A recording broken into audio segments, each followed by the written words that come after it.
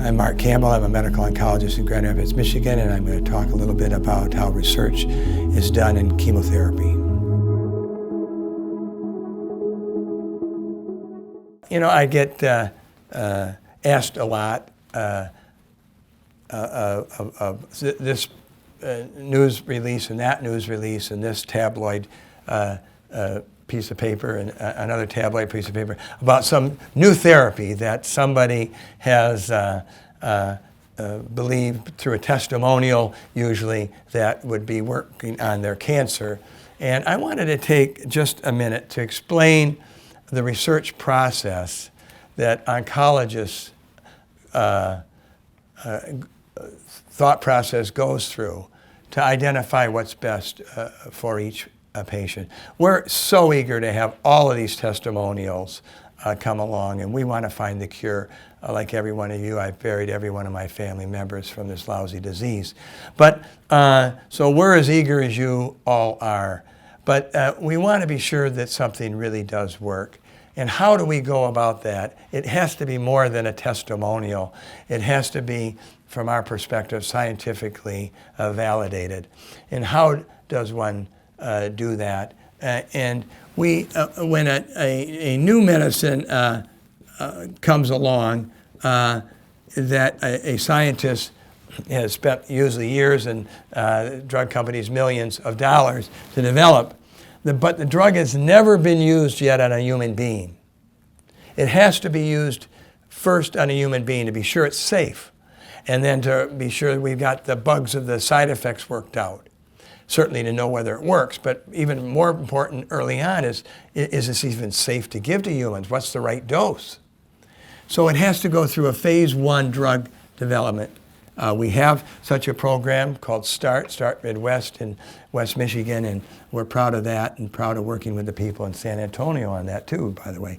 But that's where a test like is first done, and many other phase 1 groups too, to first know that it's safe and we can use it on patients. And now when we have that phase 1 promising new drug, we've got to try it on a cancer with enough trials to make it scientifically and statistically validated. So we'll go to a phase 2. In the phase 2, we'll still be watching carefully the side effects, but we want to know that it works. So we will give it to usually a couple dozen patients, let's just say, with breast cancer.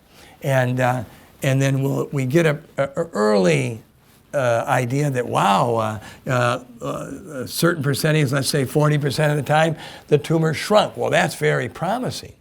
And it wasn't bad. It didn't make people sick. So then they would want to go on and test it and make sure over many more patients, hundreds and sometimes 1,000.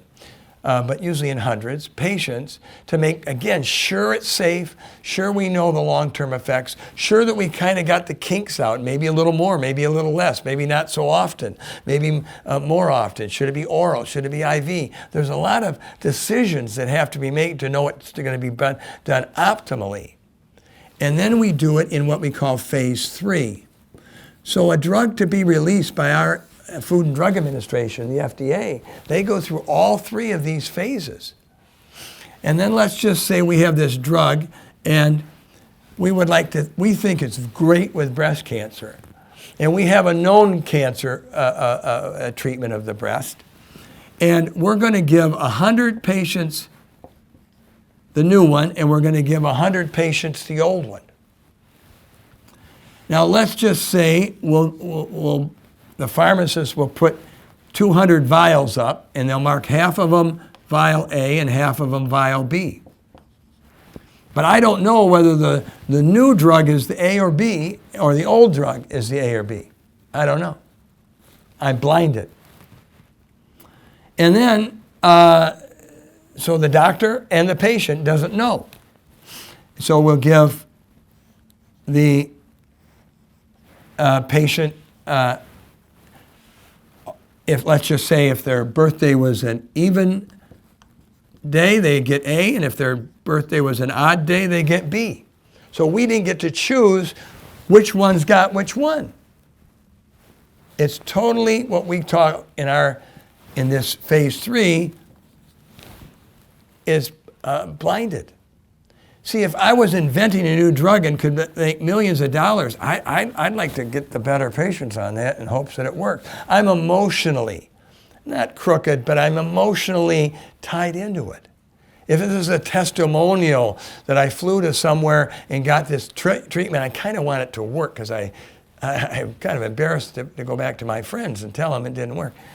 But we want it so that it's absolutely true science. It's not emotional. And they would be both given the drug for, let's just say, 6 months. And we would then look at what percentage shrunk. And a different group of doctors would read the report about whether the x-ray was shrunk or not. So it can't be me who stands to make money on whether the drug does or doesn't work. And at the end of the day, they said 65% of these people got better and 5% of these people got better. What would you do? You unblind it, and this would be the winner. And this is what we would recommend.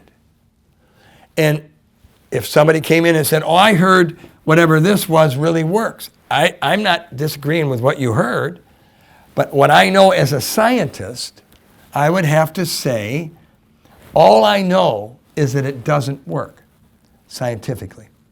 In a double-blind, randomized way, science would say it doesn't work. We're not doing it because we want to keep you from getting drug. We have no vested interest in all of that. We're only doing this based on science. And we'd say, we think you'd be better off to take this medicine than this medicine. And I wouldn't be surprised if an insurance company would say to you, we'll pay for this, but we won't pay for this. And I don't blame them.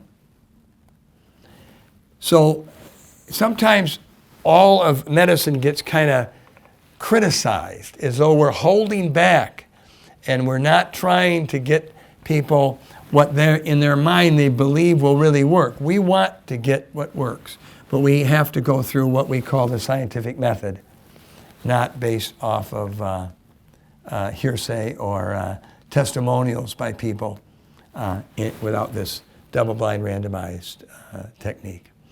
So we're all on the same team. We're all trying to get that answer, but we're going to do it scientifically.